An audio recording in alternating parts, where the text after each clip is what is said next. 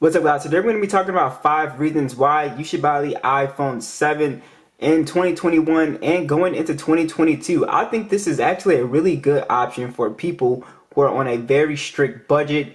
And if you want a secondary phone, this is also a very good option if you have an Android phone. So my number one thing about the iPhone and my favorite thing is the price right now.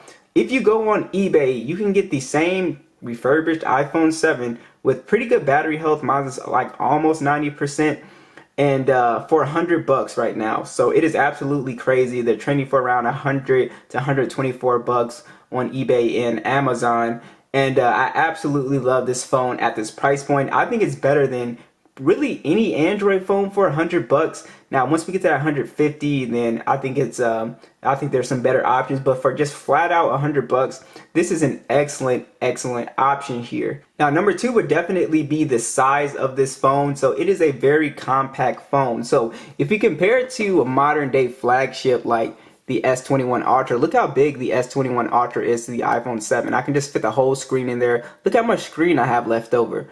So this is a very tiny phone for people who really want a phone that they can use with one hand. It doesn't strain the hand, and it's very comfortable to use. Now, the display on here also is very tiny as well. So we're rocking a Retina IPS display. It gets up to 625 nits brightness at 4.7 inches, and it's a 720p plus display on here, 326 for the PPI. It's actually a fairly bright display. I really don't struggle with viewing this phone. Even outdoors, it's really not that bad.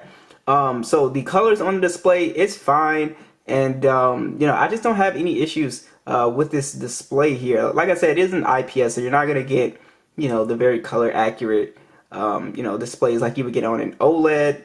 But I think the IPS is fine, and with those IPS displays, you don't get screen burns. And also, when you go to YouTube video on this phone, since this phone has sort of like the old school aspect ratio, so when I go ahead and watch a video on full screen, like on some iPhones, it'll cut the content off. But when I go into it on here, as you can see, I don't have to zoom in or anything. The content is perfectly here. There's no notch, there's no punch hole, and it's not cropping anything out. So I actually think this is a pretty decent phone for watching videos on. Now, believe it or not, the iPhone 7 does run iOS 15, which is pretty interesting. It looks like it's going to get iOS 16 as well. So we don't know how long this phone is going to get software updates. Apple's been doing a fantastic job upgrading their older phones. So I would say maybe 2 more years of software updates for this phone, but we do have the Apple A10 chip on here, as well as 32 gigs of internal storage and 2 gigs of RAM, which is pretty low. The 32 gigs is kind of low. Now, I don't put a ton of stuff on my phone, but if you're one of those people that put a ton of stuff on your phone, just know you're not going to be loading this thing up with a ton of stuff. You're going to have to put some stuff in the cloud. You're going to have to really kind of monitor that. But as far as performance, with this A10 chip performance, now you will get a few jitters and lag, but I think that this performs extremely well when you're just in your normal applications. Like if you're in your normal applications, this performs extremely well. I do not have an issue with this phone at all. But like I said, when you come into like games, you'll see like, from time to time, it plays games fine, but you'll see like little stutters here and there. So it does show its age a little bit in that, but I'm just saying, as a casual phone, like web browsing and stuff like that, this thing is extremely fast. It's still very smooth. So web browsing, just going in and out of stuff, it doesn't feel like a slow, laggy experience like you will have on other $100 phones. So I think this kills it in terms of performance. If we're just going to rate it for $100, I think it performs extremely well. Now, you do have some flagship bells and whistles on this phone, so that would be my next thing. I think, again, at $100, you have stuff that you're just not going to have on $100 phones, like the IP67 dust and water resistance, so you can get this thing wet. It's not going to break immediately and stuff like that. And I do love the materials on this phone. It is a full aluminum phone on here. It's got the matte finish. I think it still looks good, at least from the back. So I think it's still a nice phone. And then you have the Touch ID, which works really well. It's very fast. The home button is also really nice for those who don't want to use the gestures. You use the home button and it works perfectly fine. Very speedy, very snappy on here. So I do think you get those little bells and whistles. You also get NFC as well. So I think this phone also has pretty decent sounding stereo speakers, so I'll go ahead and let you guys hear what that sounds like here.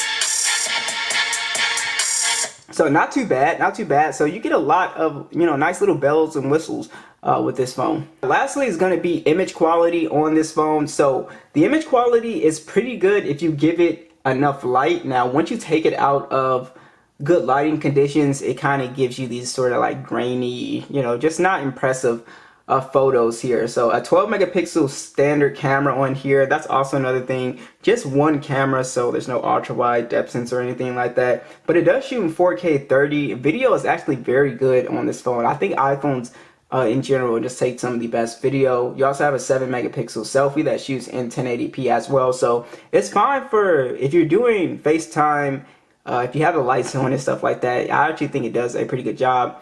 Like I said, with video and taking pictures, good lighting, decent shot. Bad lighting, you're not gonna get, it's just gonna be grainy. But yeah, so the cameras on here are not that bad.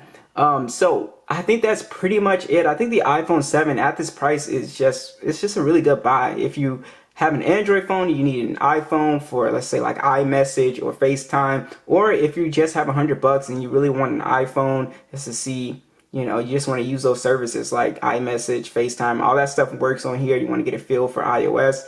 The negative side with this phone is definitely battery life. So even if you get a iPhone with like 100% battery health, the battery is still going to be pretty subpar. Any phone that's this size is going to be kind of subpar unless you get the iPhone 13 mini. So you're looking at like 4 hours of screen on time, and again, depending on your battery health, it could be like 3.5 hours. So it really depends. So be sure to let me know what you guys think, and I'll catch you guys in the next one.